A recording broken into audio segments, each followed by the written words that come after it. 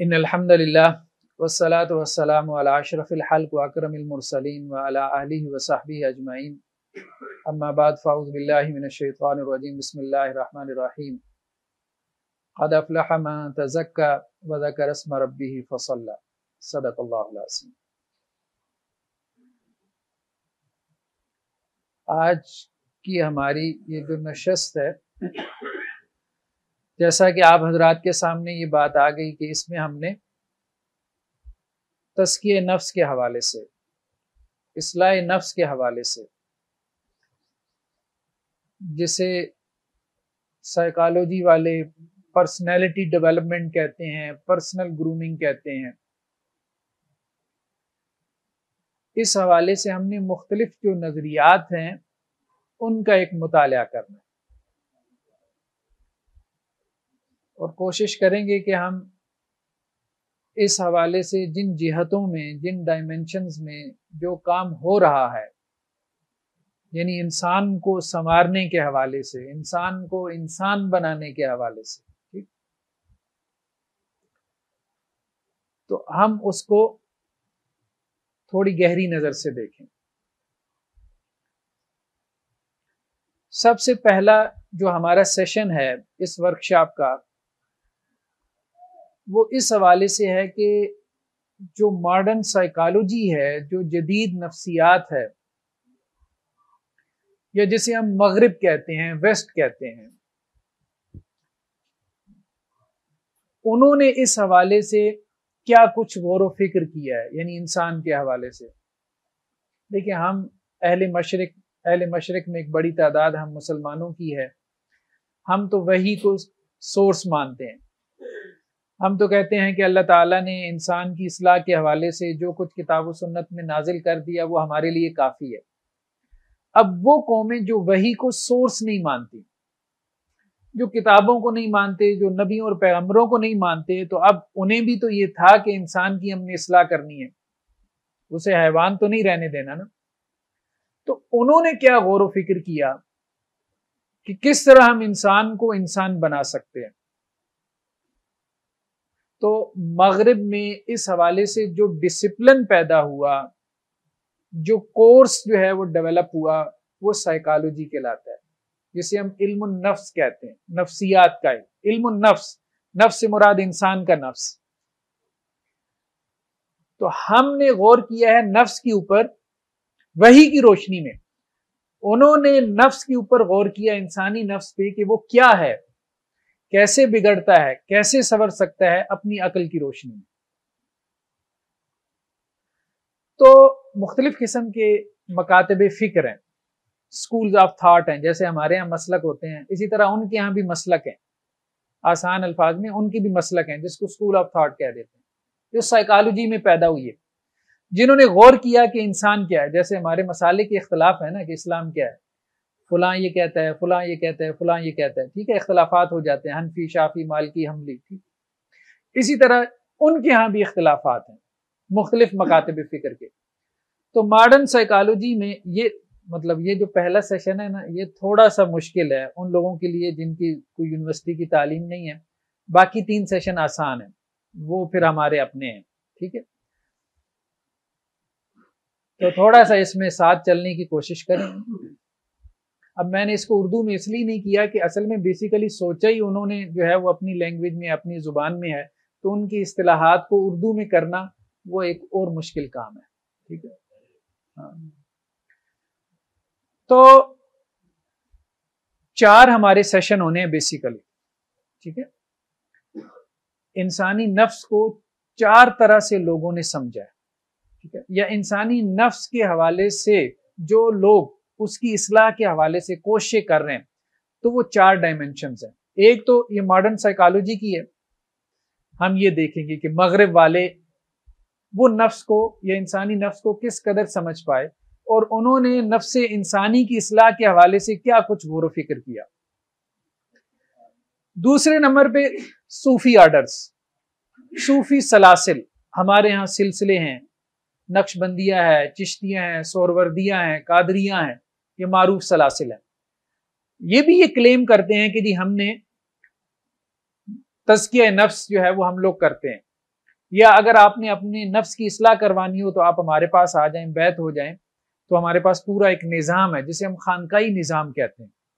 تو یہ بھی اس دعوے کے اوپر کھڑا ہے کہ ہم نفس انسانی کی اصلاح کرتے ہیں. تو اس کو ہم دیکھیں گے دوسرے سیشن میں. تیسرے سیشن میں ہم دیکھیں گے کہ جو ہمارے ہاں معاصر اسلامی تحریکیں ہیں، جماعتیں ہیں، جماعت اسلامی ہے، تنظیم اسلامی ہے، تبلیغی جماعت ہے، جماعت الدعوہ ہے، اور بہت ساری جماعتیں، تحریکیں آپ کو نظر آتی ہیں. ان جماعتوں اور تحریکوں نے بھی اپنے کارکنان کی اصلاح کے لیے ماڈلز بنائے. یعنی ان جماعتوں اور تحریکوں نے نظام تربیت وضع کیے، ٹھیک ہے، پورے تربیت کے نظام بنائے. تو ہم ان نظاموں کو بھی دیکھیں گے کہ وہ کیا کہہ رہے ہیں، یا وہ جماعتیں، وہ تحریکیں جو اسلامک موومنٹس ہیں، وہ اپنے کارکنان کی، اپنے ممبرز کی کس طرح سے اصلاح کرتے ہیں. ٹھیک ہے، یہ ایک تیسرا جو ہے وہ زاویہ نگاہ ہو جائے گا. چوتھے سیشن کے اندر ہم یہ دیکھیں گے کہ خیر القرون میں، خاص طور پہ خیر القرون تو آپ لوگ سمجھتے ہیں نا، صحابہ کا زمانہ، تابعین، تبع تابعین کا زمانہ، یہ تین زمانے جنہیں ہم گولڈن ایرا کہتے ہیں، یعنی ہماری تاریخ کے سنہری ادوار ہیں. تو یہ جو تین زمانے ہیں جنہیں اللہ کے رسول صلی اللہ علیہ وسلم نے کہا کہ میری امت کے بہترین لوگ ہیں، تو ان تین زمانوں میں اصلاح نفس کا کیا ماڈل موجود تھا؟ یعنی صحابہ، تابعین، تبع تابعین، ان کے ہاں کوئی نظام تربیت تھا کہ نہیں تھا؟ اگر کوئی تھا تو اس کا کیا ڈھانچہ تھا، اس کا کیا سٹرکچر تھا، اس کی کیا بنیادیں تھیں؟ تو اس کو ہم چوتھے سیشن کے اندر جو ہے وہ سمجھنے کی کوشش کریں گے. تو یہ گویا کہ چار پرسپیکٹیوز ہیں جس میں ہم نے چار ڈائمینشنز ہیں، چار جہتیں ہیں جن سے ہم نے یہ بات سمجھنی ہے کہ پرسنالٹی ڈیولپمنٹ، ہر بندہ چاہتا ہے نا کہ میں اپنے آپ کو کچھ بنا لوں، ٹھیک ہے، ہر بندہ چاہتا ہے کہ میں کچھ بن جاؤں. تو یہ جو انسان کچھ بننا چاہتا ہے تو وہ کیسے کچھ بن سکتا ہے، اس حوالے سے کیا کچھ غور و فکر ہوا. تو سب سے پہلے جو ہمارا سیشن ہے یہ ہے ماڈرن سائیکالوجی کے بارے میں، جدید نفسیات کے بارے میں. اہل مغرب نے نفس انسانی کی اصلاح کے حوالے سے جو نظریات دیے ہیں، جو تھیریز دی ہیں، اگر بیسیکلی ہم ان کو سمرائز کریں تو وہ بیسیکلی تین نظریات ہیں، تین قسم کے. یہ تین قسم کے مکاتب فکر ہیں، ٹھیک ہے. انہوں نے نفس کو مختلف اینگل سے سمجھا ہے. جب انہوں نے نفس کو سمجھنے میں اختلاف کیا تو اس نفس کی اصلاح میں بھی ان کا اختلاف ہو گیا. سب سے پہلے جو تھیری ہے وہ ہے سائیکو انالیسس کی. یہ تھیری پیش کرنے والا بدنام زمانہ فرائیڈ تھا، ٹھیک ہے، بہت معروف شخصیت ہے، اپنی بدنامی میں بہت معروف ہے. لیکن بہرحال جب ہم اس کو سٹڈی کرتے ہیں، مطالعہ کرتے ہیں، ہم فرائیڈ سے جتنا مرضی اختلاف کریں، لیکن یہ ہے کہ سائیکالوجی میں جتنے مکاتب فکر آج تک پیدا ہوئی ہے، آپ سب کو سٹڈی کر جائیں اور فرائیڈ کو بھی سٹڈی کر جائیں، آپ کو ایک بات ضرور ماننی پڑتی ہے کہ بندہ بہت ذہین تھا اور بہت گہرا تھا، ٹھیک ہے نا، بھلے اس کے بعد اس کو 10 گالیاں دے دیں. تو سب سے زیادہ گہرائی جو ہے نفس انسانی کو سمجھنے میں وہ ہمیں فرائیڈ کے ہاں نظر آتی ہے. سب سے زیادہ گہرائی، سب سے زیادہ تفصیل، سب سے زیادہ انٹلیکٹ، سب سے زیادہ جو ہے وہ عقل کا استعمال. اس کے بعد فرائیڈ کے ریئیکشن میں اس کی جو تھیری تھی سائیکو انالیسس کی، اس کے ریئیکشن میں ایک اور تھیری سامنے آئی بیہیویئرزم کی، جسے کرداریت کہتے ہیں. یہ ہم آگے دیکھتے ہیں کہ ان کا فرق کیا تھا، ٹھیک ہے. اس کو پیش کرنے والے جان واٹسن تھے، ٹھیک ہے. تیسرے نمبر پہ جو تھیری سامنے آئی ہمارے ہاں، جس نے ان دونوں تھیریز کے مقابلے میں ایک نئی تھیری پیش کی، وہ کہلاتی ہے ہیومنسٹک سائیکالوجی، انسان پسند نفسیات. اس کا ترجمہ اردو میں کیا جاتا ہے. تو بہرحال اب ہم باری باری دیکھتے ہیں کہ یہ تینوں قسم کے جو مکاتب فکر ہیں، یہ تین قسم کی جو تھیریز ہیں سائیکالوجی کی، یہ انسانی نفس کے بارے میں کیا کہتی ہیں، کہ اس کے مسائل کیا ہیں انسانی نفس کے، اور پھر ان مسائل کا حل کیا ہے. تو سب سے پہلے اگر ہم آئیں سائیکو انالیسس کی تھیری کی طرف، ٹھیک ہے، جس کا ترجمہ عام طور پہ اردو میں کیا جاتا ہے تحلیل نفسی، یعنی نفس کی تحلیل، ٹھیک ہے، نفس کا گہرا تجزیہ کرنا۔ تو یہ امیج آپ دیکھ رہے ہیں سلائیڈز میں، یہ فرائڈ کی پوری تھیری کو بیان کر رہی ہے۔ یہ ایک امیج جو اس نے نفس انسانی کے حوالے سے پیش کی، ٹھیک ہے۔ تو فرائڈ نے بیسیکلی یہ بات کہی کہ انسان جو ہے نا، یا انسانی نفس، اس کو ہم تین طرح سے جو ہے وہ بیان کر سکتے ہیں، ٹھیک ہے، یا اس کی تین ڈائمینشنز ہیں اس کو سمجھنے کے حوالے سے۔ کچھ اس کے یہاں اصطلاحات ہیں، اگر ہم اس کی تھیری کو سمجھنا چاہتے ہیں نا، فرائڈ کیا کہنا چاہتا ہے انسانی نفس کے حوالے سے یا انسانی نفس کے مسائل کے حوالے سے، تو اس کی اصطلاحات کو ذرا پکڑ میں لانا پڑے گا۔ یہ کوئی 6-7 اصطلاحات ہیں، بنیادی یہی ہیں، اور بہت ساری ہیں لیکن بنیادی 6-7 اصطلاحات ہیں۔ ایک تو اس نے کہا اڈ، یہ آئی ڈی، اڈ کا لفظ اس نے استعمال کیا۔ اچھا بیسیکلی یہ کیا ہے؟ یہ اس نے جو فرائڈ کے مکتب فکر کے لوگ ہیں یہ کہتے ہیں یہ گلیشیئر ہے، برف کا تودہ ہے، ٹھیک ہے، اور یہ سمندر کے اندر ہے۔ یہ برف کا تودہ کہاں ہے؟ سمندر کے اندر ہے، سمندر کے پانی میں۔ اچھا اس تودے کا تھوڑا سا حصہ باہر ہے، سطح سمندر پہ ہے جو نظر آ رہا ہے، اور اس برف کے تودے کا بہت بڑا حصہ پانی کے اندر ہے۔ یعنی جان بوجھ کے انہوں نے یہ تصویر اس لیے بنائی ہے سمجھانے کے لیے جو ان کا نقطہ نظر ہے۔ وہ یہ کہتے ہیں کہ انسانی نفس میں ایک چیز ہے اڈ، یہ بہت بڑا حصہ ہے ہمارے نفس کا، ٹھیک ہے۔ یہ جو اڈ ہے نا، یہ خواہشات کا مجموعہ ہے، خواہشات کا انبار ہے۔ ہر انسان کے اندر ان گنت خواہشات موجود ہیں، یہ بھی مل جائے، وہ بھی مل جائے، یہ بھی ہو جائے، وہ بھی ہو جائے، ٹھیک ہے، جیسے ہزاروں خواہشیں ایسی کہ ہر خواہش پہ دم نکلے۔ تو اس نے کہا کہ انسان کی بے شمار خواہشات، اور یہ خواہشات کہاں پہ ہیں؟ اس کے لاشعور میں۔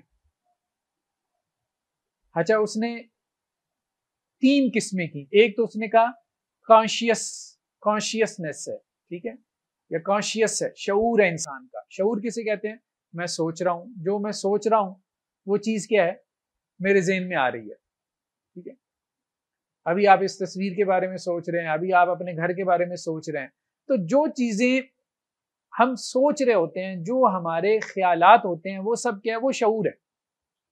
یہ سارا، یہ کہتا ہے یہ شعور ہے، بس یہ شعور ہے، انسانی شعور اتنا ہے۔ اس شعور کے نیچے ایک طے ہے جسے وہ کہتا ہے پری کانشیس، تحت الشعور، یعنی شعور کے نیچے ایک تحت الشعور ہے، یا ما تحت الشعور اس کا ترجمہ کر دیا جاتا ہے۔ اس کے نیچے ایک اور بہت بڑی طے ہے انکانشیسنس، جس کو وہ کہتا ہے لاشعور۔ اچھا بعض اوقات یہ ہوتا ہے کہ ایک چیز جو ہے آپ سوچ رہے ہوتے ہیں، آپ اپنی سوچ کو کیا کرتے ہیں؟ دھکیل دیتے ہیں۔ جب آپ اپنی سوچ کو دھکیل دیتے ہیں، آپ یہ کہتے ہیں میں نے یہ نہیں سوچنا، ٹھیک ہے۔ مثال کے طور پہ کسی نے آپ کے ساتھ برا سلوک کیا، اب آپ جب سوچتے ہیں کہ اس نے میرے ساتھ یار اچھا نہیں کیا، کوئی ریلیٹیو ہے، دوست ہے، تو آپ پریشان ہو جاتے ہیں۔ تو جب تک وہ سوچ آ رہی ہے تو آپ کس حالت میں؟ کانشیسنس کی حالت میں، آپ کانشیس ہیں، یہ آپ کی شعوری کیفیت ہے، شعور کی کنڈیشن ہے۔ لیکن جب آپ اس سوچ کو دھکیل دیتے ہیں پیچھے، تو وہ سوچ کہاں چلی جاتی ہے؟ وہ ختم نہیں ہو گئی۔ آپ کی سوچ جو ایک دفعہ پیدا ہو گئی وہ ختم نہیں ہوئی، وہ کہاں چلی گئی؟ وہ کہتا ہے یہ نچلے خانے میں آ گئی ہے، تحت شعور میں۔ اچھا بعض اوقات یہ ہوتا ہے کہ اچانک آپ کے ذہن میں کوئی بات آ جاتی ہے، کوئی پرانی بات اچانک یاد آ جاتی ہے، ٹھیک ہے، کہ فلاں نے میرے ساتھ جو ہے نا یہ کیا تھا۔ وہ پرانی بات کہاں سے آئی ہے؟ کہیں پڑی ہوئی تھی تو آئی ہے نا. تو وہ بیسیکلی تحت الشعور میں پڑے ہوتے ہیں. آپ کے وہ سارے ایکسپیرینسز، آپ کے وہ تمام تھاٹس، خیالات جن کو آپ سوچنا نہیں چاہتے، آپ کے وہ تجربات، آپ کے ساتھ وہ حادثات، ٹھیک ہے، جو ہو گئے بس اب آپ ان کو سوچنا نہیں چاہتے، تو وہ کہاں چلے جاتے ہیں؟ یہاں نیچے تحت الشعور میں. پھر کبھی کبھی وہ ابھر کے اوپر آ جاتے ہیں، یہاں نمایاں ہو جاتے ہیں. یعنی کبھی کبھی کوئی سوچ دوبارہ آپ کو آ جاتی ہے، بے چین کرتی ہے، جس کو آپ نے یہاں دھکیل دیا تھا. ٹھیک ہے. اچھا، کچھ سوچیں ایسی ہوتی ہیں کہ آپ ان کو اتنا دباتے ہیں کہ وہ یہاں نیچے چلی جاتی ہیں. یہاں انکانشیسنس، یہ سمجھ لیں یہ کاٹ کباڑ ہے. جیسے آپ کے گھر میں ایک سٹور ہوتا ہے نا، جہاں آپ نے وہ سامان پھینکنا ہوتا ہے جو آپ کے استعمال کا نہیں ہوتا. تو اس نے کہا کہ وہ سوچیں، دن میں کتنی سوچیں آتی ہیں؟ بہت دن میں انسان سوچتا ہے نا. اب آپ کیا یاد کر سکتے ہیں کہ آج سے 5 سال پہلے، 10 سال پہلے، 2 سال پہلے اسی دن میں آپ نے کیا سوچا تھا؟ سوچا تو ہوگا کچھ، لیکن وہ کہاں ہے؟ وہ ضائع نہیں ہوا، وہ ڈیلیٹ نہیں ہوا، وہ ختم نہیں ہوا. وہ کہاں پڑا ہوا ہے؟ کاٹ کباڑ میں، انکانشیسنس میں. ٹھیک ہے. یہ انکانشیسنس وہ یہ کہتا ہے کہ یہ جو لاشعور ہے نا، یہ اصل میں خواہشات کا انبار ہے، خواہشات کا سمندر ہے بیسیکلی یہ. یعنی جو آپ کی خواہشات پوری نہیں ہو سکتی، آپ کیا کرتے ہیں؟ آپ کہتے ہیں یار جب تک تو یہ یہاں پہ رہے گی نا شعور میں، میری خواہش مجھے تنگ کرتی رہے گی، پوری تو ہو نہیں سکتی، یہاں دھکیلو تخت شعور میں. یہاں بھی کبھی کبھی اوپر کے اوپر آ جاتی ہے، نفس کیا کرتا ہے؟ اس کو نیچے دھکیل دیتا ہے. تو یہ بیسیکلی لاشعور میں وہ تمام خواہشات موجود ہوتی ہیں جو آپ نے کبھی کیا کی؟ پوری نہ ہونے کی وجہ سے، کبھی آپ نے سوچی پوری نہیں ہو سکتی تھی، آپ نے ان کو یہاں پہ دھکیل دیا. اب یہ موجود ہیں. یہ کیا ہیں؟ یعنی فرائیڈ یہ کہتا ہے یہ موجود ہیں، اور موجود ہونے کی وجہ سے آپ کو تنگ کرتی ہیں. صرف تنگ نہیں کرتی، یہ آپ کی شخصیت بناتی ہیں. یہ خواہشات کیا کرتی ہیں؟ آپ کی شخصیت بناتی ہیں، اس کو ڈیولپ کرتی ہیں. آپ سمجھتے ہیں کہ میں نے خواہشات کو مار دیا ہے، وہ مرتی نہیں ہے، وہ یہاں لاشعور میں یعنی کاٹ کباڑ کی صورت میں ایک سٹور میں پڑی ہوتی ہیں. وہ یہاں تو نہیں آ سکتی، تحت شعور میں یہاں پہ بھی نہیں آ سکتی، کیوں؟ آپ نے ان کو دبایا بہت ہے، لیکن وہ پیچھے سے اپنا کام کر رہی ہیں، یہاں نیچے سے کام کر رہی ہیں. یہاں وہ لاشعور میں ہیں، آپ کو احساس ہی نہیں ہے نا. آپ نے ان کو وہاں پھینک دیا جہاں آپ کی نظر ہی نہیں جاتی، نظر ہی نہیں جائے گی. جو نظر کے سامنے ہوگا تو انسان اسی سے پریشان ہوگا نا. جو نظر کے سامنے نہیں ہے، گھر میں جہاں آپ کے بیڈ روم میں کوئی چیز الٹی سیدھی پڑی ہے تو آپ اسی کو سیدھا کریں گے نا. نیچے سٹور میں جو پڑی ہے وہ نظر ہی نہیں آ رہی، جو چھت پہ پڑی ہے نظر ہی نہیں آ رہی، انسان کیوں پریشان ہوگا؟ ٹھیک ہے. تو انسان پریشان نہیں ہے، لیکن وہ جو الٹی سیدھی چیز پڑی ہے نا، وہ انسان کو ضرور پریشان کر رہی ہے. ٹھیک ہے. تو یہ بیسیکلی اس کی تھیوری تھی کہ یہ جو اس کو وہ کہتا ہے اڈ، یہ جو حصہ ہے انسان کا لاشعور کا، کہ جس میں انسان کی جو بچپن سے کتنی سوچیں انسان کو آتی ہیں، یہ ہو جائے، وہ ہو جائے، فلاں ہو جائے، ڈمکان ہو جائے. یہ سب خواہشات، سب سوچیں جو آپ کی پوری نہیں ہو پائیں، وہ سب لاشعور میں ہیں اور وہ آپ کو تنگ کرتی رہتی. ٹھیک ہے. فلاں جگہ شادی ہو جائے، ابھی خواہش ہے، ٹھیک ہے، انسان نے اپنے آپ کو سمجھا لیا کہ بھائی نہیں ہو سکتی. ٹھیک ہے. کرینہ کترینہ سے تمہاری شادی نہیں ہو سکتی، لیکن یہ ہے کہ وہ اس کی جو خواہش ہے وہ مرتی نہیں ہے، وہ کہاں چلی جاتی ہے؟ لاشعور میں چلی جاتی ہے. اب یہ لاشعور میں جا کے اس کی شخصیت کو شیپ کرے گی. ٹھیک ہے. تو بیسیکلی اس نے جو حل نکالا تھا، جب وہ لوگوں کا علاج کرتا تھا، تو وہ بیسیکلی کیا کرتا تھا؟ وہ کہتا تھا بھائی، مثال کے طور پہ اس کا جو طریقہ کار تھا نا، فری ایسوسیشن اس کو کہتے تھے. جو اس کے پاس کوئی پیشنٹ آتا تھا جس کے کوئی مسائل ہوتے تھے، تو اس کہتا ریلیکس ہو کے بیٹھ جاؤ صوفے پہ، بیڈ پہ ریلیکس ہو جاؤ. اور اسے کہتا تھا بس بولتے جاؤ بولتے جاؤ بولتے جاؤ, رکنا نہیں ہے تم نے, کیونکہ شعور کہتا ہے کہ یہ بات کرنی ہے یہ نہیں کرنی, بولتے جاؤ. ٹھیک ہے, اس کو بلواتا تھا یہاں تک کہ وہ یہاں پہ پہنچتا تھا. وہ کہتا تھا کہ یہاں وہ بات کرے گا اور اس کی باتوں سے ہم پہنچیں گے یہاں تک کہ کیا مسئلہ تھا. وہ سیدھی طریقے سے آپ کو نہیں بتائے گا, اس کے الفاظ سے جو سائیکالوجسٹ ہے اس نے جج کر کے یہاں تک پہنچنا ہے کہ اصل میں اس کا مسئلہ کیا تھا. اور پھر اس نے اس مسئلے کو ایڈریس کرنا ہے کہ کیا چیز اس کو تنگ کر رہی ہے. وہ نیچے جو اس کو بھی نہیں پتا کہ اس کو وہ چیز تنگ کر رہی ہے, وہ تو سمجھ رہا ہے کہ 30 سال پہلے ایک واقعہ ہوا تھا, وہ تو اس کو بلا بیٹھا, لیکن وہ 25-30 سال کا پرانا واقعہ نکالتے ہیں. تو بچپن کا کوئی واقعہ ہوتا ہے جو انسان, وہ یہ کہتا ہے کہ بچپن کا کوئی واقعہ ہوتا ہے جو پوری زندگی کے لیے انسان کو کی ایک شیپ بنا دیتا ہے, یعنی اس کا ایک بیہیویئر سیٹ کر دیتا ہے. کہتے ہیں نا کہ دودھ کا جلا چھاچ کو بھی پھونک پھونک کے پیتا ہے. ٹھیک ہے, جس نے کبھی گرم دودھ کا گھونٹ لیا ہو نا اور زبان جل گئی ہو, تو اب وہ لسی, نہ کہ لسی تو گرم نہیں ہوتی, تو اس کو بھی پھونکے مار مار کے پیتا ہے. ٹھیک ہے, تو اس کا ایک بیہیویئر سیٹ ہو گیا. ایک واقعے نے اس کو کیا کیا, اس کی ایک پرسنالٹی کو ایک رخ پہ ڈال دیا.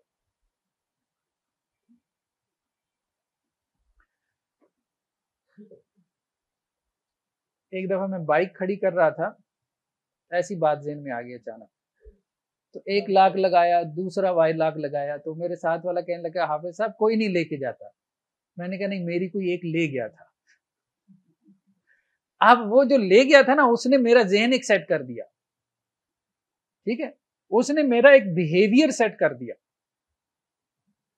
تو کہنے کا مقصد یہ کہ وہ یہ کہہ رہا ہے کہ یہ جو خواہشات ہیں, یہ خواہشات کیا کرتی ہیں, جن کو انسان کبھی, یا انسان کی سوچیں یا خیالات جو پورے نہیں ہو سکتے یا ہو پاتے, جن کو انسان کبھی ادھر لاشعور کے سٹور میں پھینک دیتا ہے, تو وہ اس کی شخصیت کو شیپ کرتی رہتی ہیں. تو یہ بیسیکلی اس کی تھیری تھی, فرائیڈ کی یہ تھیری تھی. اس میں اور بھی بہت ساری جو ہے وہ تفصیلات ہیں, لیکن ابھی ہم جو ہے وہ اس تفصیل میں نہیں جا رہے. ایک اور اس نے کانسیپٹ دیا, وہ یہ تھا کہ ایک ہے انسان کی اڈ, یہ تو ہے خواہشات کا مجموعہ. ٹھیک ہے, انسان چاہتا ہے مجھے یہ مل جائے وہ مل جائے. زین للناس حب الشہوات, شہوات کی محبت انسان کے اندر اللہ نے کھبا دی ہے. مال و دولت کی محبت ہے, بیوی بچوں کی محبت ہے, جائیداد کی محبت ہے, روپے پیسے کی محبت, خواہشات سے انسان بھرا پڑا ہے. وہ کہتا ہے کہ یہ ایک ہے ایگو جو یہاں پہ کام کر رہی ہوتی ہے. یہ ایگو جو ہے وہ انسان کو کہتی ہے کہ بھائی تمہاری یہ ساری خواہشات پوری نہیں ہو سکتی, دھیرج دھیرج. ٹھیک ہے, فلاں نے تمہیں تھپڑ مارا ہے نا, تو اڈ تو کہتی ہے کہ اس کو سر پہ اینٹ دے مارو. ٹھیک ہے, اڈ یہ کہتی ہے, کیونکہ وہ تو خواہشات کا انبار ہے, اندھی بہری ہے. ایگو کہتی ہے کہ نہیں, اینٹ مارو گے نا تو اس کے پاس کلاشن کوف ہے, جان سے جاؤ گے. یہ جو ایگو ہے یہ اس کو ریگولیٹ کرتی ہے اڈ کو. تو اب اگر انسان نے اپنے نفس کو سنوارنا ہے تو اس کو اپنی ایگو کو سٹرانگ کرنا ہے. ٹھیک ہے, ایگو آپ یوں سمجھ لیں جیسے ہمارے ہاں ایک کانسیپٹ ہے ضمیر کا, اس سے ملتا جلتا. اس کے اوپر اس نے کہا کہ ایک اور ہے جو سپر ایگو ہے. سپر ایگو کیا ہے کہ انسان کو کیسا ہونا چاہیے. یہ سپر ایگو کس سے بنتی ہے؟ سپر ایگو بنتی ہے مذہب سے, جیسے یا آپ کے پیرنٹس ہیں, آپ کا کلچر ہے, وہ آپ کو بتاتا ہے. سپر ایگو یہ بتاتی ہے کہ بھائی تمہیں ایسا ہونا چاہیے. مثال کے طور پہ کوئی تھپڑ مارے, یار جا میں نے تجھے معاف کیا. سپر ایگو جو ہے وہ بہت ہائی آئیڈیلز کے اوپر کھڑی ہوتی ہے. سپر ایگو بیسیکلی اعلیٰ قسم کے اخلاقیات کا نام ہے. تو انسان کی سپر ایگو کہتی ہے کہ بھائی تمہیں سپر مین ہونا چاہیے. اب بچے سے پوچھے, وہ سپر مین بننا چاہتا ہے, فزیکلی بھی نہیں, اخلاقی طور پہ بھی انسان کہتا ہے کہ میں ایسا ایسا ہوں. میرے اخلاق ایسے ایسے ہونے چاہیے. مطلب کسی سے بھی آپ پوچھیں نا تو وہ یہ چاہتا تو ہوگا کم از کم کہ میرے اخلاقیات پیغمبروں جیسے ہوں نا, لیکن ایک خواہش تو ہوگی نا. تو سپر ایگو بیسیکلی انسان کے آئیڈیلز ہیں. اور اڈ کیا ہے؟ اڈ انسان کی خواہشات ہیں, سفلی خواہشات. تو سفلی خواہشات اس کے نفس کو کھینچتی ہیں کہ ہماری خواہش پوری ہونی چاہیے. سپر ایگو کہتی ہے کہ نہیں بھائی, تمہیں تو سپر مین بننا ہے, تمہیں تو انسان کامل بننا ہے, سپر ہیومن بینگ بننا ہے. درمیان میں ایگو آتی ہے, وہ کچھ اس کو سمجھاتی ہے, کچھ اس کو سمجھاتی ہے. ٹھیک ہے, ایگو آ کے اس کو کہتی ہے بھائی ساری خواہشات پوری نہیں ہو سکتی, دھیرج, تھوڑا جیسے کہتے ہیں بریکوں پہ پیر رکھ کے. اور سپر ایگو کو بھی ایگو سمجھاتی ہے کہ بھائی تو بھی زیادہ جو ہے نا وہ اخلاقیات کا رونا مت رو, اتنے زیادہ اخلاقیات کے ساتھ زندگی نہیں گزاری جا سکتی. مطلب بہت سچا بن جائے گا نا تو پھر روٹی بھی 2 وقت بھی نہیں ملے گی. تو یہ کہہ رہا ہے کہ یہ جو ایگو ہے یہ درمیان میں ان دونوں کے جھگڑے کے درمیان میں کیا ہے, ثالث کا کردار ادا کرتی ہے. سپر ایگو تو یوں کہتی ہے کہ جی آپ بس جیسے نبیوں کی طرح, پیغمبروں کی طرح, ان جیسے اخلاقیات. اور اڈ کہتی ہے کہ بس جانوروں کی سطح پہ اتر آؤ. تو یہ درمیان میں آ کے جو ہے وہ کبھی اس کو سمجھا رہی ہوتی ہے, کبھی اس کو سمجھا رہی ہوتی ہے. تو یہ بیسیکلی جو ہے وہ فلسفی تھی فرائڈ کی, کہ اس نے نفس انسانی کو کیسے سمجھا, اور اس کے مسائل کو پھر اس نے جو ایڈریس کیا وہ فری ایسوسیشن کے طریقے کے ذریعے سے. کہ وہ کہتا ہے کہ سائیکالوجسٹ کو یہ چاہیے کہ وہ اس کے یہاں پہ جائے, لاشعور میں جائے, کھودے کریدے اس کو کہ اس کا اصل میں مسئلہ کیا ہے. وہ نہیں بتائے گا کہ اس کا اصل مسئلہ کیا ہے, وہ تو اپنا اصل مسئلہ چھپائے گا. یہ سائیکالوجسٹ کو معلوم کر. اس کے مقابلے میں جو دوسری تھیوری پیدا ہوئی وہ یہ تھی بیہیویئرزم کی, کرداریت جسے کہتے ہیں. سیشن کے اینڈ میں ہم رکھ لیتے ہیں کوشچن. دوسری تھیوری پیدا ہوئی بیہیویئرزم کی, کرداریت کی. انہوں نے کہا کہ بھائی فرائڈ یہ کہتا ہے کہ نفس انسانی یعنی انسان کے بننے میں اصل کردار کس کا ہے؟ شعور کا ہے. یا آپ آسان الفاظ میں کہہ دیں مائنڈ کا ہے, دماغ کا ہے, ذہن کا ہے. ویسے شعور کا ترجمہ مائنڈ نہیں ہے, لیکن بہرحال آسانی کے لیے تاکہ سمجھنے میں آسانی ہو جائے. شعور میں اور مائنڈ میں فرق ہے. تو انہوں نے کہا کہ اصل میں انسان کی پرسنالٹی بنانے میں انٹرنل فیکٹرز اصل نہیں ہے, یعنی انسان کا باطن اصل نہیں ہے, اس کا شعور اصل نہیں ہے. انسان کو بنانے میں اصل جس چیز کی اہمیت ہے وہ ایکسٹرنل کازز کی ہے, یعنی اس کا انوائرمنٹ. ٹھیک ہے, یعنی آپ آسان الفاظ میں یوں سمجھے, فرائڈ کے اسکول آف تھاٹ والے یہ کہتے ہیں, سائیکو انالیسس والے یہ کہتے ہیں کہ انسان بنتا ہے اپنی سوچ سے. ٹھیک ہے, جیسے اس کے خیالات, جیسی اس کی سوچ ویسا انسان کو ٹھیک کرنا ہے اس کی سوچ کو ٹھیک کر دو. سمجھ رہے ہیں بات؟ انہوں نے کہا کہ نہیں, انسان بنتا ہے اپنے عمل سے. انسان کو ٹھیک کرنا ہے تو اس کے عمل کو ٹھیک کر دو, سوچ وہ سے انسان نہیں بنتا. اچھا, یہ بیہیویئرزم والے انہوں نے کہا کہ جی دیکھیں بات یہ ہے کہ ہم نے سائیکالوجی کو بنانا ہے ایک سائنس. یہ جو فرائڈ نے باتیں کی نا, ایک انسان کا شعور ہے, ایک تحت شعور ہے, ایک لا شعور ہے, اور بھائی دکھا سکتے ہیں, آپ دکھا سکتے ہیں. مطلب سائنس تو وہ ہے نا جو آپ دکھا سکیں. تو آپ دکھا سکتے ہیں کہ انسان کا لا شعور ہے, فلسفہ ہے آپ کا. تو انہوں نے کہا کہ سائیکالوجی جو ہے اگر آپ اس کو سائنس بنانا چاہتے ہیں تو پھر یہ باتیں نہیں چلیں گی کہ ایک شعور ہے, ایک تحت شعور ہے, ایک لا شعور ہے. بس آپ نے مثالیں دے دی ہیں کہ جی بعض اوقات انسان کوئی چیز جو ہے نا, اصل میں تو انہوں نے مثالوں سے چیزیں ثابت کی تھی نا کہ ایک سوچ جو ہے وہ بہت پرانی 20 سال پرانی بات آپ کو یاد آ جاتی ہے, تو وہ کہاں سے آ گئی؟ تو گویا کوئی تحت شعور ہے تو وہاں سے آئی ہے نا. تو انہوں نے مثالوں سے اس کو ثابت کیا. تو انہوں نے کہا مثالوں سے کوئی چیز سائنسی نہیں بن جاتی. انہوں نے کہا بیسیکلی اصل چیز کیا ہے؟ انوائرمنٹ ہے. انسان کیا ہے؟ انسان وہی ہے جو اس کا ماحول اس کو بنا دیتا ہے. جیسے ایک حدیث میں آتا ہے نا کہ انسان دینی فطرت پہ پیدا ہوتا ہے, فَأَبَوَاهُ يُحَوِّدَانِهِ أَوْ يُمَجِّسَانِهِ أَوْ يُنَصِّرَانِهِ, کہ اس کے والدین ہوتے ہیں جو اس کو یہودی یا عیسائی یا مجوسی، تو نو ڈاؤٹ ماحول کا بہت اثر ہوتا ہے. تو ان کی بات میں بھی وزن تھا بیہیویئرزم والوں کی. یہاں تک کہ اس کا جو بانی تھا جان واٹسن، اس نے کہا کہ بھائی مجھے آپ 10-12 بچے دے دو، ٹھیک ہے، لیکن ساتھ میں یہ کہتا ہوں کہ مجھے ایسا ماحول دے دو جو میں چاہ رہا ہوں. اس ماحول میں بچوں پہ محنت کروں گا، مجھے بتاؤ ان کو بنانا کیا ہے، میں تمہیں بنا کے پکڑا دیتا ہوں. تو گویا اس کا کہنا یہ تھا کہ اصل میں ہر بچہ آپ اس کو ویسا بنا سکتے ہیں جیسا کہ آپ چاہتے ہیں، بشرطے کہ آپ اس کو ویسا ماحول دے دیں.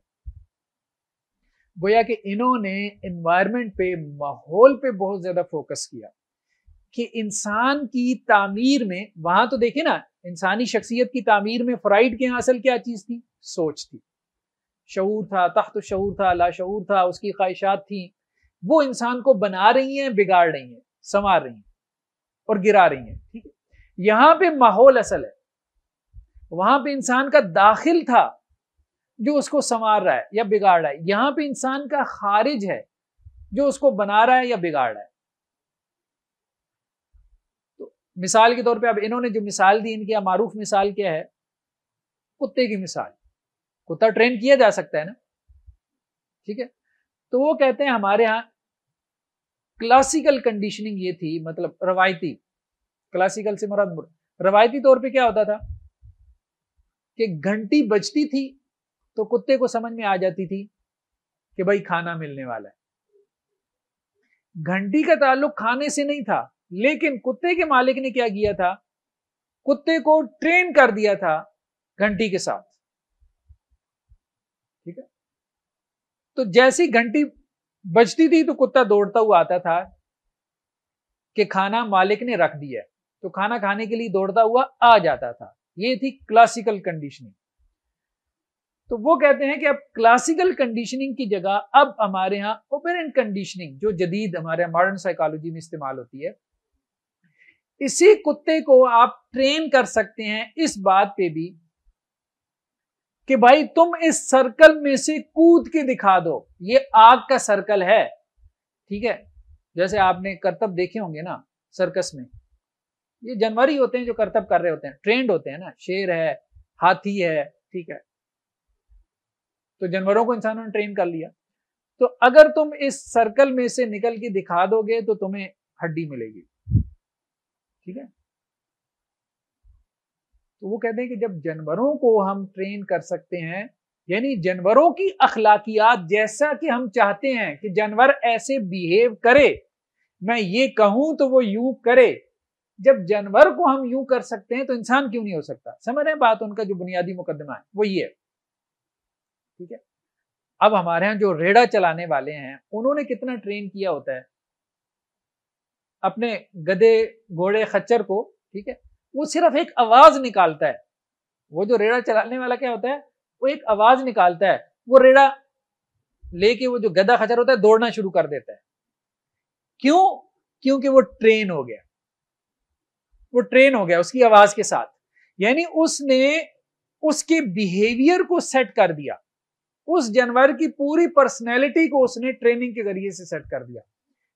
ٹھیک ہے، تو یہ بیسیکلی کہہ رہے ہیں کہ جی کنڈیشننگ جو ہے، تو انہوں نے یہ بات کہی کہ ایک کلاسیکل کنڈیشننگ ہے جو ہمارے یہاں روایتی طور پہ ٹرین کیا جاتا تھا، دوسرا اوپرنٹ کنڈیشننگ ہے، تیسرا آبزرویشنل لرننگ ہے. ٹھیک ہے، مطلب آبزرویشنل لرننگ میں کیا ہوتا ہے؟ جیسے بچہ جو ہے وہ اپنے باپ کو دیکھ کے سیکھتا ہے. ٹھیک ہے، یعنی ماحول سے باپ سکھا نہیں رہا، وہ باپ کو دیکھ کے، جیسے گھر میں نماز پڑھ رہا ہوں تو میرا بچہ بھی بعض اوقات کیا کرتا ہے؟ آ کے پڑھنا شروع ہو جاتا ہے. ٹھیک ہے، تو یہ کہتے ہیں کہ اصل میں ماحول ہے جو آپ کو سکھا رہا ہوتا ہے. ماں باپ جھوٹ بول رہے ہیں تو بچہ بھی جھوٹ بولنا شروع ہو جائے گا. یہ ساری مثالیں ہیں نا، مطلب ہم اس کو اچھے طریقے سے سمجھ سکتے ہیں. تو آبزرویشنل لرننگ ہوتی ہے، یعنی انسان اپنے ماحول سے بنتا ہے. ٹھیک ہے، فرائڈ والے کہتے تھے اپنی سوچ سے بنتا ہے.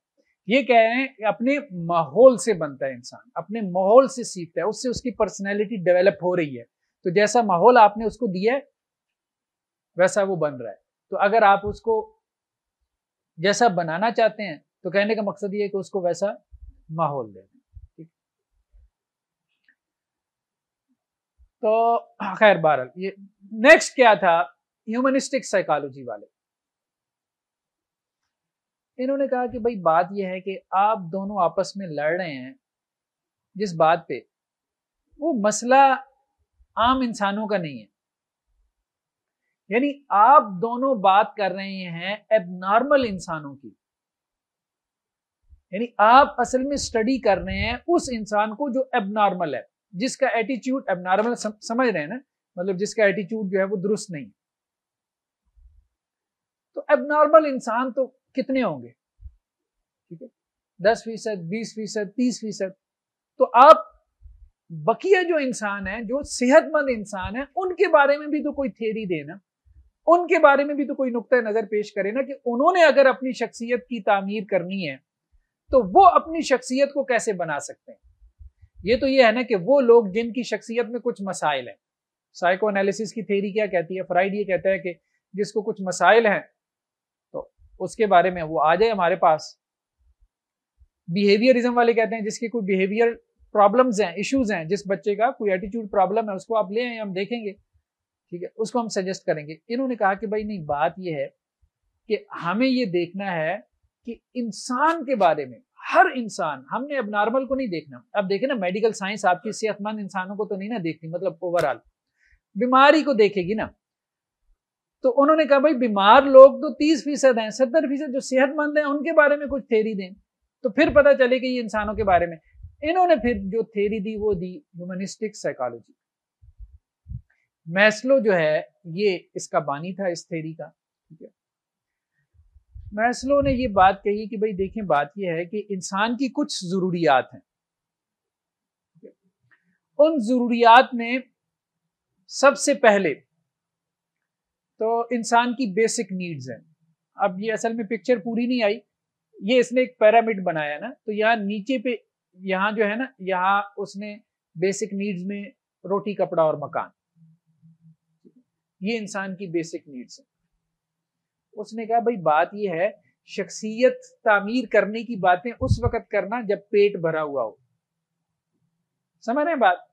جب بیسک نیڈز پوری ہو جاتی ہیں پھر باتیں آتی ہیں کہ جی مجھے اپنے اخلاق اچھے کرنے ہیں. جس بیچارے کے پیٹ میں کچھ نہیں ہے نا، اس کے سامنے بریانی کی پلیٹ رکھ دیں گے اور اب آپ کہیں کہ جی تمہیں اخلاق سے پیش آنا چاہیے. گویا اس کا کہنا یہ تھا کہ اخلاق کا مسئلہ کب آتا ہے، شخصیت کی تعمیر کا مسئلہ کب آتا ہے، جب ساری ضروریات پوری ہو جاتی ہیں. یا ایک اور میں لفظ کہہ دیتا ہوں، بہرحال ہم یہ نہیں کہہ رہے کہ یہ ہم کہہ رہے ہیں، یہ ان کی بات سمجھنے کے لیے. بھائی غریبوں کے کوئی اخلاق نہیں ہوتے، سمجھ رہے ہیں بات؟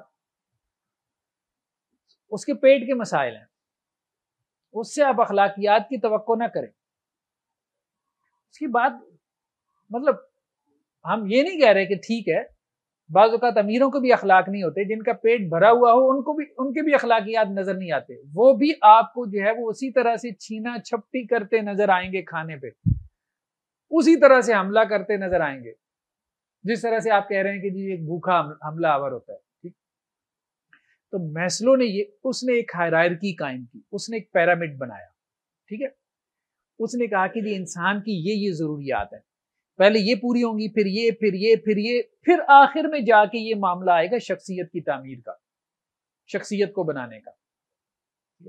تو اس نے کہا سب سے پہلا لیول تو کیا ہے کہ انسان کی روٹی، کپڑا اور مکان، یہ اس کی بیسک نیڈز پوری.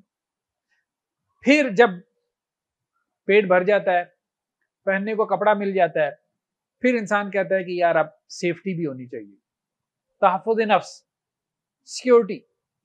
مال ہے تو اب ظاہری بات ہے مال محفوظ بھی ہونا چاہیے نا. پھر انسان کی دوسری ضرورت یہ ہوتی ہے، ہر انسان چاہتا ہے کہ میں سیف رہوں. ہمارے یہاں سے لوگ یورپ میں کیوں جاتے ہیں، یو ای وغیرہ میں، کہتے ہیں جی یہاں محفوظ نہیں ہے. انسان کی ایک بہرحال فطری خواہش ہے کہ وہ اپنے آپ کو محفوظ کرنا چاہتا ہے، محفوظ رہنا چاہتا ہے کہ کوئی میری جان مال کے اوپر جو ہے وہ حملہ آور نہ ہو، مجھ سے چھینے نہ۔ پھر کہتا ہے کہ اس کے بعد انسان کو یہ سوشل ریلیشن شپ، یہ چیزیں اس کے بعد کی ہیں، یہ محبتیں وغیرہ اس کے بعد کا درجہ ہے۔ جب پیٹ بھرا ہوا ہو پھر محبت کا خیال آئے گا، پیٹ میں کھانے کو کچھ نہیں ہے، محبتیں نہیں چڑھیں گی، سمجھ رہے ہیں اس کی بات؟ تو اس نے ایک ہائرارکی بنائی ہے کہ یہ بیسک نیڈز ہیں، یہ ایک ترتیب سے پوری ہوتی ہیں۔ پھر اس کے بعد وہ کہتا ہے سیلف اسٹیم، خود اعتمادی۔ اب انسان چاہتا ہے دوسرے اس کو ریسپیکٹ دیں، ٹھیک ہے، پیٹ کے مسائل اس کے حل ہو گئے، روٹی کپڑے مکان کے سیکیورٹی کے مسائل اس کے حل ہو گئے، پھر اس کے بعد اس کے سوشل ریلیشن شپ، شادی وادی ہو گئی، اچھے دوست ہیں، فیملی ہے، تعلقات اچھے چل رہے ہیں۔ پھر اس کے بعد اس کی کیا ہوتا ہے کہ اب لوگ اس کو ریسپیکٹ دیں، اس کو آنر دیں، ٹھیک ہے، چار بندوں میں وہ بیٹھے، لوگ اس کی بات سنیں۔ پھر اس کے یہ مسائل ہوتے ہیں، جب یہ بھی پورے ہو جاتے ہیں تو پھر وہ کہتے ہیں سیلف ایکچولائزیشن۔ پھر یہاں آ کے اب اس سے آپ کہیں کہ جی بھائی تم نے کیا بننا ہے، تو اب وہ آپ کو بنا کے دکھائے گا۔ نیچے اگر آپ اس سے توقعات کریں گے، جب وہ اپنی بیسک نیڈز میں الجھا ہوا ہے، بنیادی ضرورتیں پوری کرنے میں الجھا ہوا ہے، اس وقت اس سے کچھ بننے کی توقع کرنا، تو یہ اس کے خیال میں کیا ہے، یہ عبث ہے، ٹھیک ہے، ٹھیک ہے نا، یہ بایولوجیکل نیڈز ہیں، ٹھیک ہے۔ پھر اس کے بعد سیفٹی ہے، پھر اس کے بعد جو اس کی سوشل ریلیشن شپس ہیں، یہ بھی انسان کی ضرورت ہے نا، مطلب دوست انسان کی ضرورت ہے، شادی بچے انسان کی ضرورت ہے، انسان ظاہری بات ہے ساری زندگی تنہا تو نہیں رہ سکتا۔ پھر اس کے بعد اس کی عزت اور وقار کے مسائل ہے، پھر اس کے بعد اس کی سیلف ایکچولائزیشن آتی ہے۔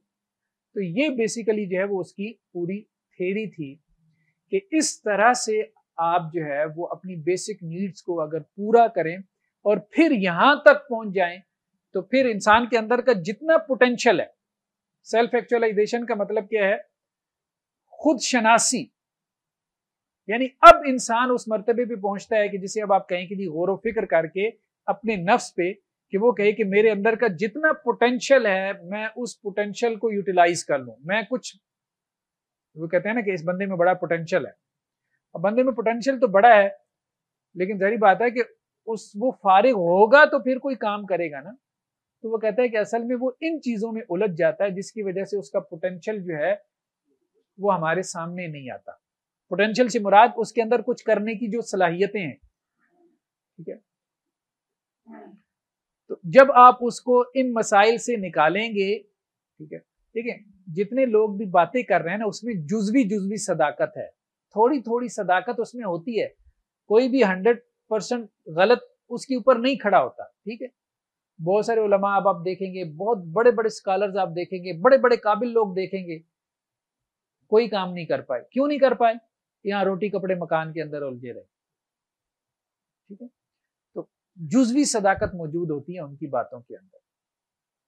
تو بیسیکلی یہ جو ہے نا وہ 3 تھیریز ہیں، 3 پرسپیکٹیو ہیں کہ مغرب نے انسان کو کیسے سمجھا، ٹھیک ہے، کسی نے اس کو سوچ بنا دیا کہ انسان وہی ہے جو وہ سوچتا ہے، ٹھیک ہے نا۔ ایک اعتبار سے یہ بات ٹھیک ہے،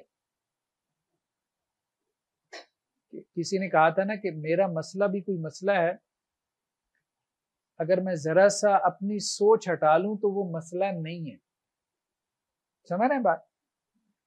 جب تک آپ سوچ رہے ہیں تو وہ مسئلہ ہے، ٹھیک ہے، جب آپ نے اس کو سوچنا بند کر دیا تو وہ مسئلہ ہی نہیں ہے۔ تو سوچ کا بہرحال ایک رول ہے، ٹھیک ہے۔ اور آج کل تو جتنے سائیکولوجیکل ایشوز ہوتے ہیں ہم کہتے ہیں وہ تو مطلب فزیکل تو ہے ہی نہیں نا، وہ تو ہیں ہی سارے نفسی مسائل، سارے سوچ کے مسائل ہیں، ڈپریشن ہے، انزائٹی ہے، اس قسم کی جتنی بھی بیماریاں وہ سب کیا ہیں، وہ سوچ کے مسائل ہیں۔ تو ایک اعتبار سے جزوی صداقت ہے فرائڈ کی بات میں بھی کہ سوچ بڑی چیز ہے، انسان کا لاشعور ہے، انسان کی جبلی خواہشات ہیں، اس کی انسٹنکٹس ہیں جو اس کو بنانے میں اہم کردار ادا کرتی ہیں۔ انسان کے کوئی ماضی کے حادثات ہوتے ہیں جو پوری زندگی کے لیے اس کے جو ہے وہ اس کو شیپ کر دیتے ہیں، اس کی پرسنالٹی کو، اور اسے پتہ بھی نہیں ہوتا کیونکہ بچپن میں اس کے پاس شعور ہی نہیں تھا کہ ایک حادثے نے اس کی پرسنالٹی بنا دی. اب آپ کو وہ ساری چیزیں کھودنی پڑیں گی, کریدنی پڑیں گی, ٹھیک ہے, ڈگنگ کرنی پڑے گی, مسئلے تک پہنچنا پڑے گا, اس کو ایڈریس کرنا پڑے گا, پھر آپ جو ہے وہ اس کی پرسنالٹی کو جیسے چاہ رہے ہیں ویسے شیپ کرنے میں آپ کو آسانی رہے گی. دوسرا جو بیہیویئرزم والے تھے وہ یہ کہتے تھے کہ جی ماحول اصل ہے. بات ان کی بھی ٹھیک تھی, ماحول کا اثر ہوتا ہے, بہت اثر ہوتا ہے. یہ بات تو ہمیں حدیثوں سے بھی معلوم ہے کہ انسان کا ماحول اس کو بنانے میں اور بگاڑنے میں اہم کردار ادا کرتا ہے. ایون کہ ماحول نہ بھی ہو, دوستوں کی صحبت, اچھے دوستوں کی صحبت میں انسان اچھا ہو جاتا ہے, برے دوستوں کی صحبت میں انسان برا ہو جاتا ہے. اور پھر یہ ہے کہ ماحول کے ذریعے سے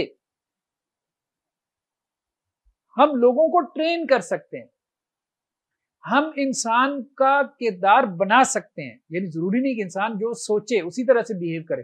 بعض اوقات انسان جس طرح سے سوچ رہا ہوتا ہے اس طرح سے نہیں بیہیو کرتا, ٹھیک ہے. تو انسان کا جو بیہیویئر ہے, انسان کا جو اخلاق ہے, اچھا یہ بیہیویئرزم والے جو ہے نا, پھر یہاں پہ یہ گئے ہیں نا, تو وہاں کچھ مصنوعیت بھی زیادہ پیدا ہوئی ہے. جیسے سیلز مینوں کے اخلاقیات ہیں. سیلز مین کے اخلاق سمجھتے ہیں نا, آپ کپڑا لینے کے لیے جاتے ہیں, اور یہ چھوٹے چائے کی پیالی لے آؤ یار, ٹھیک ہے. آپ کا دوست نہیں ہے وہ آپ کے لیے جو چائے منگوا رہا ہے, ٹھیک ہے, آپ کے لیے فوراً بوتل منگوا لے گا, ٹھیک ہے, خوش اخلاقی سے ملے گا. ہو سکتا ہے جو وہ آپ کو اپنے دکان کے دروازے تک چھوڑنے کے لیے آئے. اس کے یہ سارے جو اخلاقیات ہیں یہ بیسیکلی کیا ہیں, یہ وہی ہے بیہیویئرزم. یہ سیل مانوں والے اخلاقیات ہیں. یہ اندر سے نہیں پھوٹ رہے, یہ باہر سے پھوٹ رہے, باہر سے نکل رہے. فرائیڈ نے اندر پہ زور دیا, لیکن اس نے بھی اصل میں غلطی یہ کی کہ اخلاقیات کی جو بنیاد ہے کہ اخلاقیات کہاں سے پیدا ہو رہی ہیں انسانی نفس کی, یا کہاں سے بگڑ رہی ہیں, اس نے کہا وہ اصل جو ہے وہ دماغ ہے. ہمارے ہاں ایسا نہیں ہے, ہمارے ہاں اصل قلب ہے, دل ہے. اس پہ ہم آگے چل کے گفتگو کریں گے. اخلاقیات ہوں یا رذائل ہوں, انسان کے بننے اور بگڑنے میں اصل دماغ نہیں ہے, اصل دل ہے. ان کے ہاں دل کی کوئی اہمیت ہی نہیں ہے. ان کے ہاں دل کیا ہے, بس ایک دھڑکتا ہوا ایک آرگن ہے, ایک عضو ہے, بس اس کا کام کیا ہے, بس دھڑکنا, اور اس کے علاوہ خون کی ترسیل, اس کے علاوہ کوئی کام نہیں. تیسرے جو تھے ہیومنسٹک سائیکالوجی والے, تو انہوں نے کہا کہ بھائی ایک خاص لیول پہ جا کے جو ہے نا وہ شخصیت کی تعمیر ممکن ہوتی ہے, اور وہ لیول یہ ہے کہ انسان کی جو بیسک نیڈز ہیں وہ آہستہ آہستہ کیا ہوں, پوری ہوتی چلی جائے. یہ جیسے جیسے پوری ہوتی چلی جائیں گی ویسے ویسے جو ہے وہ انسان بنتا چلا جائے گا. پھر ایک لیول پہ آ کے وہ وہاں پہ پہنچ جائے گا جہاں اس کی تمام بیسک نیڈز پوری ہو چکی. یعنی انہوں نے بھی انسان کو میٹیریلسٹک انداز میں دیکھا نا, مادی زاویہ نگاہ سے دیکھا انہوں نے, ٹھیک ہے. یا آپ یوں بھی کہہ سکتے ہیں کیپٹلسٹک ویو جو ہے, سرمایہ دارانہ جو ایک نقطۂ نظر ہے انسان کو دیکھنے کا, وہ یہ والا. تو یہ اس کے علاوہ بھی کچھ نظریات ہیں سائیکالوجی میں, لیکن بہرحال بیسیکلی یہ نظریات ہیں کہ نفس انسانی کو ماڈرن سائیکالوجی میں کس طرح سے سمجھا گیا, اور انہوں نے اس کا حل جو ہے وہ کس طرح سے پیش کیا. اب اس کے حوالے سے کوئی سوال ہو تو ہم اس کو لے لیتے ہیں, پھر اس کے بعد ہم نیکسٹ سیشن میں جائیں گے کہ ہمارے ہاں صوفیاء میں جو ہے وہ اصلاح نفس کے حوالے سے مطلب کیا کیا طریقے رائج رہے.